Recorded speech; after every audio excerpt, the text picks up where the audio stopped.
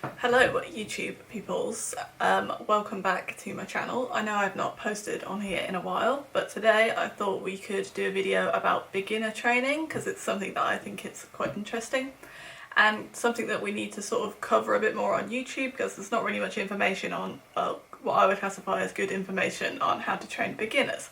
So this video is going to be kind of going over what is a beginner, what are the priorities when it comes to structuring beginner training, and then how we would consider this from a programming standpoint. And at the end I'm going to give you an example of what that sort of programming may look like.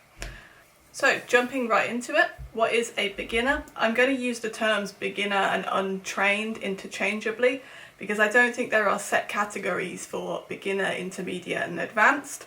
It's more like a sliding scale, so you've got somebody that's untrained to begin with, and then once they start training after a while they become more trained, and then obviously trained is a very large scale. So you could have somebody that's trained at 3 months, and then somebody that's trained at 2 years, and then more trained obviously at 10 years. But there's no like categories for this, and I think it's a bit short-sighted to categorize people into beginner, intermediate and advanced, because obviously the intermediate range is fairly massive. So for a beginner, as I'm going to call it in this video, or somebody that's untrained, I would be looking at somebody that has maybe done 3 to 6 months in the gym without any kind of structure or good programming, or maybe they've program hopped a bit randomly. So this could be somebody that's got 3 to 6 months of gym experience or less, or potentially somebody with up to a year's worth of gym experience that has maybe taken bouts of bits of time off and they haven't been training consistently with any kind of structure or any kind of progressive overload. So most people that are untrained will have little competency in the gym at the moment, and they'll be looking at building their competency over time. They'll have low skill level at things like the basic lifts simply because they haven't done them before, and they'll generally start with quite low base strength and low base muscle mass. So the priorities when training a beginner, trainee or somebody that is untrained are first and foremost, I think the most important one is to ask them why are they interested in training and what is their why in terms of why are they going to do this long term. If they can't think of anything, it may come to them after a few weeks of training or maybe a month or so of training, and they may develop something they like about it, such as pursuing size gains or strength gains, or they may just enjoy a specific type of exercise like CrossFit or strongman. But if there's no why there that's aggressive enough for them to want to do it, then I don't see them sticking with the training plan long term, particularly if that why doesn't hold enough value to them for them to stick with it. That locks in nicely with habit formation. So there's many elements to habit formation, but habit formation is going to be one of your top priorities whether you are a coach or the trainee, in terms of getting the untrained lifter to form some new habits and stick with their plan long term, because lifting in general is not a short-term game here. We'll be looking at years of hard work stacked on top of each other to continue seeing outcomes that we're looking for, whether those may be strength gains or size gains. It's certainly not something that you can do for 6 weeks, achieve the body of your dreams and then expect to just maintain for life. It's always going to be something that's ongoing, so it's more of a long game than a short game, which is why habit formation is so important. So habit formation, one of the main points here that I'd be looking at is buy-in. So it could literally mean actual buy-in, so monetary buy-in. So sometimes when people buy personal training or they buy a new program, that gives them enough buy-in to want to stick with it for a certain amount of time. And obviously the size and scale of that buy-in is going to be a factor here. So if you've invested a lot of money into a personal trainer, you're probably more likely to stick with it and give it your all than if you've spent not very much money at all. Buying in with money is not the only way that you can buy into a new program. You could potentially buy in with your time, so you could invest something like X amount of time every day into reading about the type of training that you're doing, or learning more about it by watching videos online, or maybe immersing yourself in some other form of education surrounding the training. But generally there needs to be either some kind of monetary buy-in or some kind of time buy-in to get this sort of thing off the ground. The next aspect to habit formation would be support. So this could be community style support.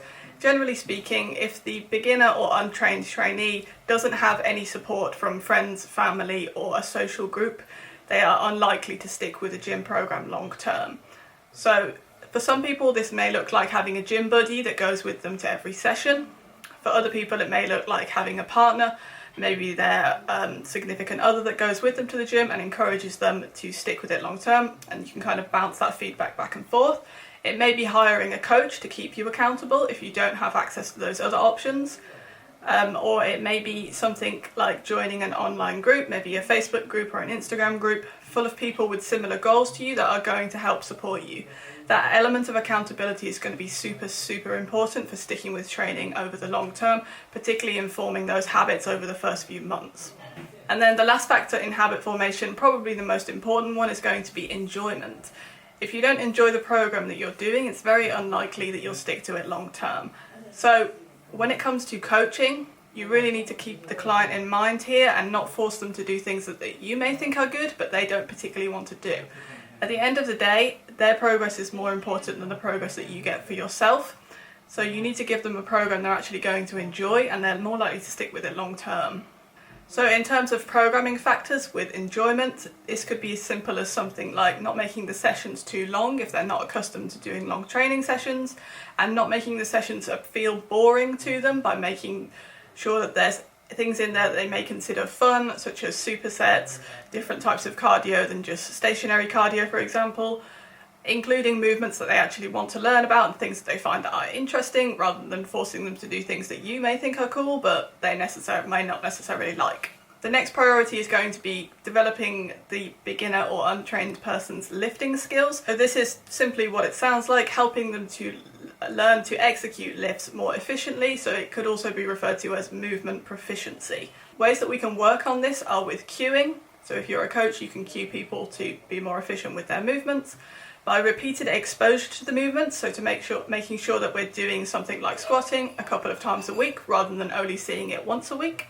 Recruiting the help of a good coach will usually help with improving movement proficiency. Also, there are great resources online, such as tutorials on how to lift, where you can watch other people perform them and see the differences between person to person, potentially make notes and take those to the gym with you if coaching is not something that's accessible to you at this time. Filming your own sets and then sending them to your coach, or filming them and reviewing them critically yourself, can be a huge one here. Watching other people execute lifts in the gym and really paying attention to the cues that they use and the form that they use, and then if that sort of thing is not available to you in your gym, or there's nobody doing the same sort of thing as you in your gym, then going online is going to be another great resource for that. And the last priority for a beginner or untrained lifter would be body awareness. This could also be referred to as mind-muscle connection, which you may hear online. Just simply being able to recruit as many muscle fibers as possible to get stronger muscle contractions is going to help with hypertrophy and strength gains over time. This is not to be confused with muscles firing, so if you hear things like a coach saying your muscles aren't firing, ignore them and swiftly move on to a different coach. If you are able to sit upright, then your muscles are firing. If you are able to walk up and down stairs and move around, then your muscles are firing. It may just be that you need to work on your mind-muscle connection to be able to improve how many motor units are firing during certain exercises to get a better contraction. A smaller priority for an untrained lifter would be developing some kind of work capacity. Obviously, this is going to depend on the person and where their starting point is. Somebody that's coming from a very athletic background and has previously played other sports may have pretty good work capacity to begin with, whereas somebody that's coming from a sedentary background and has maybe not been to the gym in 20 years, maybe could benefit from including some cardio work or some conditioning work as well as their resistance training to help them be able to handle a little bit more in the gym so that they're not so out of breath between their sets. And then the last priority would be education about technique. So this could come in the form of coaching, or it could come from the beginner or untrained person doing their own research about technique so that they're making sure that they're trying to constantly improve. Moving on to programming considerations for the untrained lifter. The first thing that I would be considering looking at is the total amount of volume that you're giving them. So volume could simply be defined here as reps and sets, or you could define it just as sets if you wanted to. You want to be giving them enough volume that they're going to adapt from it and get some kind of response. So it's effective level of volume, but you don't want to be giving them so much that they can't recover from it at this time, and it's just simply too much. It surpasses their recovery capabilities for the moment, and it will leave them very sore and potentially put them at higher risk of things like injury. So we don't want to be spiking our workload dramatically, particularly if we're going for working with somebody that was previously sedentary, we want to increase their amount of volume steadily in line with their work capacity or their ability to handle that amount of work. So I think if you're a coach, it's important to remember that more is not always better. How can that be? How can less be more? It's impossible. More is more. You know, simple logic. It's more the quality of work that we're doing here that's going to be important. And for a beginner, obviously, we've got a strong emphasis on learning the movement patterns and getting in quality work there. So try not to kill any of your trainees if you've currently got new people by giving them too much volume at once.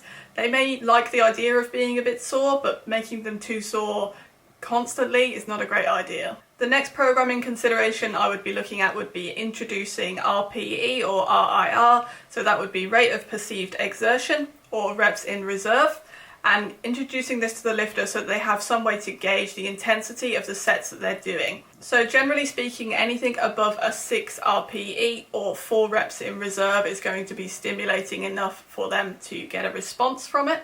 But as we are dealing with beginners here or very untrained people, they'll generally get a response to everything even below RPE 6 because the movements are so novel to them. So that being said, I don't think there's a specific range for what RPE we should be giving beginners. And it's worth mentioning that a beginner is not going to be able to perform a true RPE 10. They may struggle to perform a true RPE 9 just simply because they haven't got that level of motor control yet. So you could give them something that says RPE 9 on it and they may go and have a go at it and be like, yeah, that was definitely an RPE 9. It was really, really hard and I could only possibly get one more. But in a few weeks' time, that goalpost is going to have moved just because they will have better movement proficiency and better recruitment of muscle fibers to make stronger muscle contraction. So with that being said, I think exposing them to the idea of things like RPE 9 or 1 rep in reserve is a good idea so they can get a bit more of an idea about RPE, but also including some work at RPE 6, RPE 7, as we would do with most lifters from a hypertrophy standpoint, so that the sets aren't too fatiguing and they can get some quality work in there. When considering exercise selection, I think it's important to think in terms of movement patterns, not muscle groups. So for example, a movement pattern could be the squat movement pattern, and we could pick exercises that incorporate a squatting movement, which I think would be helpful on a couple of days of the week. Rather than, for example, thinking in terms of muscle groups, which could be the quadriceps, and then trying to have them train only to stimulate the quadriceps on a certain workout or on certain workouts.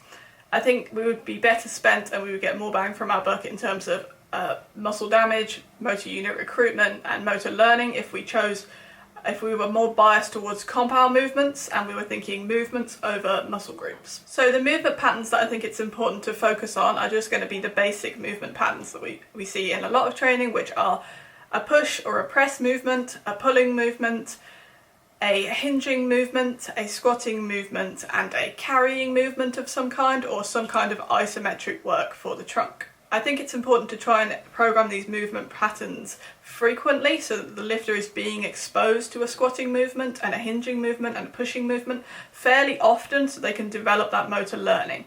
I don't think seeing a hinging movement only once a week is particularly helpful, so in this case, as we're trying to develop technique, I'd look at giving the beginner a hinging movement or a squatting movement 2 to 3 times per week. So by nature, this is going to mean that the workouts will be full body style workouts and there will be no arm day or leg day. It will simply be full body and you'll be doing various movement patterns in each workout. I would consider pushing the idea aside that deadlifting more than once a week is bad for you, and I would not imprint that idea on a beginner trainee.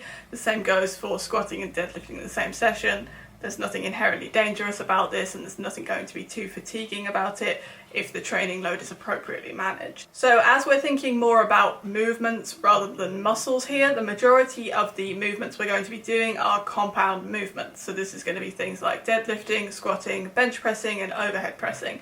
And variations of these movements using obviously a mixture of machines, a mixture of free weights and some cable exercises, for example. So this could be described as low movement variation, where the core foundations of the training program are predominantly compound moves with a few isolation moves thrown in too. Low movement variation doesn't simply mean picking 3 exercises and making the trainee do the exact 3 exercises 3 days per week in the exact order. I think that would be classed as hyper-specific and that would be counterproductive in this particular example, as we're trying to expose them to a range of movements but not a massive, humongous range of isolation exercises. The main focus each session for the untrained individual is going to be progressive overload, either via adding more weight to the bar or more weight to the machine every week or so, or by being able to get more reps with the previous weight. So when programming, if we were aiming to try and encourage them to get more reps, we could give them something like a rep range rather than a set number of reps. For example, we could give them 8 to 12 reps rather than just 8 reps. So then if they have the opportunity to push through and get another couple of reps and go up to 12, they could do that. If they manage to push past that 12, then we would consider upping the weight at that point. So I'm going to put on the screen an example of how I may structure a beginner's training program for one microcycle or one 7-day weekly period. So here I've got 3 sessions per week of resistance training, and I've included some cardio work at the end of the resistance training sessions, as the person is already in the gym and they are more likely to do the cardio if it's tacked onto the end rather than me putting it on a separate day when they have to go out of their way to do it. So I've got 3 sessions, which I think is a decent starting point for a beginner, and they could continue with 3 sessions for a considerable amount of time before feeling the need to increase it as they need to do more work. And you can see that I've put, for sessions 1 and 3, I've put some form of squat as the first exercise. So they're going to be squatting twice a week. I've given them a different type of squat to do on each day for a little bit of variation. So you can see they've got a kettlebell squat on the one day, and then they've got a kettlebell lunge on the other day. I've put a hinging movement as the first movement on the second day, and then I've also put a hinging movement on the first day, which is a bit more of a lighter movement, so that one's a pull through, and the one on the second day is going to be an RDL with a kettlebell. I've put a pushing movement on every day in the training program. I've got a floor press as the pushing movement on one day, and then I've got a chest press and a half kneeling shoulder press, so we've got a horizontal push and a vertical push there on that day. And then on the last day I've got a push up, so it's going to be a body weight movement that they could do from an incline, as that would likely be a more suitable option for most people that are untrained, rather than sending them straight to a push up from the floor. For pulling movements, I've got a pulling movement on day 1 and a pulling movement on day 3. So the pulling movement on day 1, I've got a cable machine row, and then on day 3 I've got a lat pull down, so we've got a horizontal pull there and a vertical pull. And then you can see for the last movement of the day, I've put a core or trunk movement as the last movement at the end of the workout, as that's less of a priority and generally going to be less fatiguing than the stuff that's listed at the top. So you can see I've put a carry on day 1 and day 3. I've put a suitcase carry on the one day and then a unilateral carry on the other day, so for a bit of uneven loading. And then on the second day, I've put a pal-off press, so this is just an isometric ab movement. And then at the end of each session, I've put a small amount of cardiovascular work. So one day I've put medium intensity steady states, that's the miss, and I didn't put that down as on the rower. I've noted down putting a calorie target or a distance target rather than a timer, because I find those are slightly more encouraging for the client, as it means they can go at the pace that they want to go at rather than having a timer counting down. So they're in control of how much time they want to spend on the cardio machine. They just have to hit a calorie target or a distance target. On the other day, I've put some high intensity training with a sled. You could do anything you wanted to. I've put, for an example, I'd either give them a number of rounds, or I might give them a timer to set and ask them to perform rounds until the timer ends. And then on the third day, I've given them some low intensity steady state. So this is going to be RPE 6 or lower. And for this one, I might give them a calorie target again, or a distance target, or potentially a timer, depending on the amount of time that I was looking. So if you take a look over this example and sort of unpack it, you'll be able to see why I've put things where I've put them. For example, I've got a squat on one day and then I've got a squat on the third day, rather than putting them one after the other, so that if the person doing this program decided to do the sessions back to back, they wouldn't have to squat on Monday and then squat on Tuesday again, because that wouldn't really leave enough time for the newbie trainee to really feel recovered enough to squat again in most cases. And then, for example, I've distributed the 2 hinge movements that I've given them. I've put those on different days. Rather than giving them 4 push movements on one day, I've made sure I've given them a push movement on every day and distributed those more evenly. Generally, the push movement, chest in general, is going to be a smaller muscle group, so they should be recovered in time to do that again the next day, or maybe one day on. Whereas something more like a squatting movement or a hinging movement, we're involving larger muscle groups like the quads, hamstrings, glutes there, so they may take another day to really feel recovered enough for the trainee to go in and perform them again. You can see I've placed things like squatting and hinging higher up in the exercise order, and then things like ab movements lower down in the exercise order, just based on what's going to be more fatiguing. It wouldn't be a very good idea to have somebody do ab work as the first exercise of the day and then have them go and squat afterwards, which is going to also involve the abs.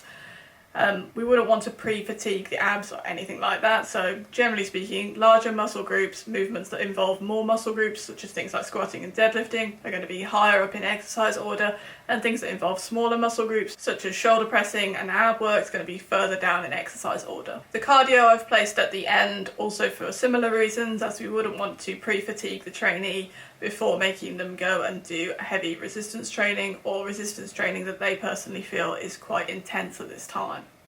I've just put 3 sets as just a general ballpark figure on where you may want to start with somebody that's previously very untrained or previously sedentary. You could start at 2 sets, you could start at 4 sets. It really depends on who you're training and where they're coming into this from. But generally I think 2 to 4 sets, maybe 5 sets, for somebody that's untrained is going to be the kind of range that I would stay in for the first few weeks. And in terms of rep range, I think anything from 6 up to 20 would be acceptable too.